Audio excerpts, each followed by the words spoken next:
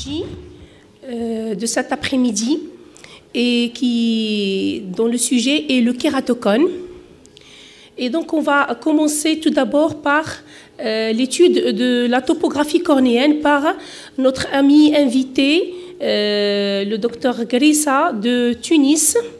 C'est le président de la Société tunisienne de microchirurgie. Et donc, monsieur. Merci bien. Merci, Madame Mariam. Je tiens tout d'abord à féliciter le comité de la Samir pour son accueil. Celui-là ? D'accord, merci. Je suis très content d'être ici avec vous et je tiens, par cette présentation, à provoquer plutôt les discussions que de présenter de simples cas. Tout d'abord, je suis plutôt Pentacam Corp Scan, mais j'utilise les deux appareils en même temps. Le Pentacam, pourquoi? Parce que c'est une entité à part, c'est un appareil qui a ses particularités et pendant le diagnostic des formes frustes de kératocone, il se montre un petit peu supérieur. Quelques astuces tout d'abord, juste quand on a une carte comme ça, ne pas hésiter à agrandir la carte pour bien examiner la cornée. Et surtout, préférer les cartes où il y a une projection des mires pour bien calculer la déviation axiale entre les deux différentes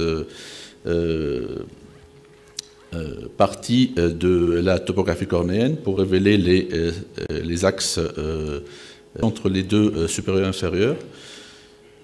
Quand on a une carte pareille, oser de faire abstraction des valeurs pour bien visualiser la forme de la topographie cornéenne.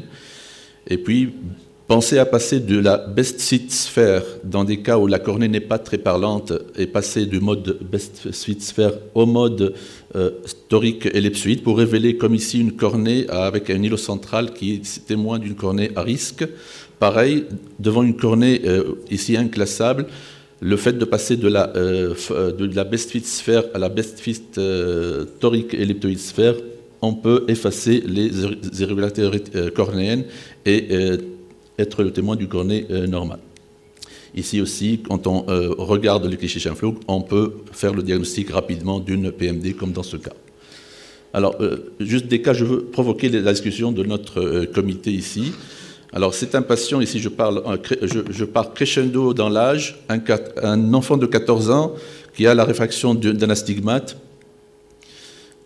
Sa cornée est un petit peu limite du côté droit, avec simplement ici, je ne sais pas si la flèche marche, non, voilà, juste une déviation ici du point le plus fin.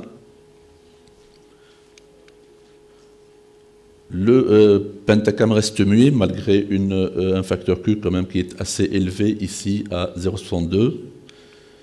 De l'autre côté, c'est un kératocone. Donc déjà, même si un œil est normal et l'autre est kératogénique, nous considérons que ces deux yeux, surtout chez les personnes très jeunes, donc comme ce garçon de 14 ans, c'est des cornées à risque, des cornées à surveiller. C'est un kératocone pour nous bilatéral déjà.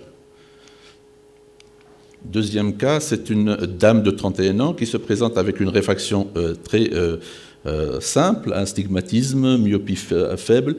Alors, ce qui est parlant ici, c'est la faible acuité visuelle corrigée et la pachymétrie qui est en deçà des 450 microns. Et à la topographie, là, c'est l'indication de la topographie qui montre un kératocone méconnu. C'est cette patiente de 31 ans qui se connaît astigmate, myope et qui n'a jamais subi d'exploration topographique. Troisième cas, 42 ans. Elle se présente pour une hypermétropie bilatérale et elle a dans ses antécédents un traitement hypermétropique olasique pour l'œil gauche. Elle se connaît amblyope, mais elle se plaint de mal voir. Elle ne sait même pas comment s'exprimer. Et au niveau de la kératométrie, rien de méchant. La topographie ici, dans ce cas, surtout que la pachymétrie est faible du côté traité pour un LASIK hypermétropique, je répète. Du côté droit, donc, pas de problème. C'est une cornée comme assez limite, à part une petite déviation peut-être ici. du point de plus fin. Et du côté gauche, on a une cambrure quand même antérieure, ici, sur la case sagittale. Une pachymétrie comme assez fine, centrée, un laser hypermétropique.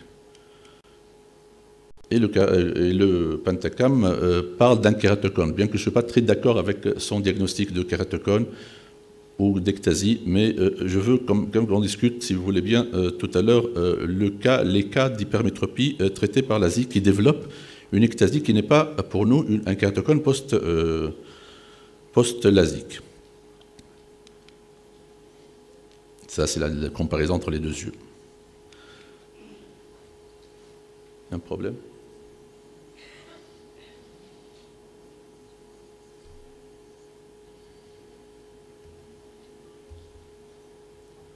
Apporté ? D'accord. 62 ans, dame qui se présente pour la première fois chez moi avec une 7 réfraction. Myope des deux côtés, astigmate d'un côté. Kératométrie quand même assez cambrée, des deux côtés. 61 ans. Elle porte toujours sa correction et n'a jamais rouspété de mal voir. Voici sa fiche, elle est diabétique, hypertendue, glaucomatose connue, normotone sous traitement. Au niveau de l'autoréfractomètre, certains autoréfractomètres montrent des mires projetées sur la cornée. C'est des mires comme suspectes ici, ce n'est pas un rond. Et la topographie montre une forme particulière de kératocone, c'est entre la pellucide et le kératocone, c'est le PLK ou pellucide-like kératocone, bilatéral, œil droit, œil gauche. Elle a vécu avec, et ça répond à la question du feu Collin qui disait où sont les femmes ou les hommes qui ont un kératocone et qui ont de plus de 60 ans. On en voit le une. Avant-dernier cas, kératocone connu avec une cornée qui n'est pas claire. Et là, juste pour vous montrer que le pentacam ou la topographie en général peut aider à la conduite opératoire, à la mise en place, comme dans ce cas, d'anneaux intracornéens et à contrôler l'efficacité post-opératoire se basant sur 3 paramètres et la valeur de l'astigmatisme ici, de la pachymétrie et de la valeur kératométrique. Ce sont des 3 paramètres très importants à considérer dans le contrôle post-opératoire. Dernier cas, alors là, je n'ai pas d'explication, on en parlait tout à l'heure avec Heikel. C'est un patient qui a maintenant 25 ans, qui est venu se faire opérer pour une hypermétropie bilatérale à plus 3,5. C'est un patient qui n'est pas mien, mais qui m'a été confié par un collègue, et qui s'est fait opérer devant une topographie qui paraît presque normale, à part peut-être ici une déviation dans les axes des X, témoin peut-être d'une cornée douteuse, mais le chirurgien a opéré ce patient pour son hypermétropie. Œil droit, donc pentacam muet, œil gauche, pareil, même chose. Il y a une excellente symétrie, un entéomorphisme entre les deux cornées. Et résultat post-opératoire, 1 an plus tard, une cambrure cornéenne quand même, avec un affaiblissement cornéen ici, qui est un petit peu décentré. Il y a une cambrure sur la carte d'élévation antérieure qui n'est pas prouvée sur la postérieure.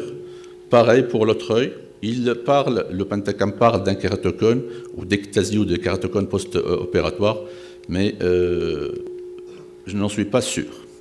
Donc il faut être précis dans le diagnostic de la topographie, il faut oser refaire toute topographie douteuse, il faut être humble, demander parfois de l'aide devant une cornée qui est à la fois borderline. Je vous remercie et je vous rappelle notre congrès l'année prochaine à Tunis, la 2e rencontre méditerranéenne de chirurgie réfractive qui se déroulera le mois d'avril prochain 2017. Vous êtes tous conviés à venir et vous êtes tous les bienvenus. Merci bien.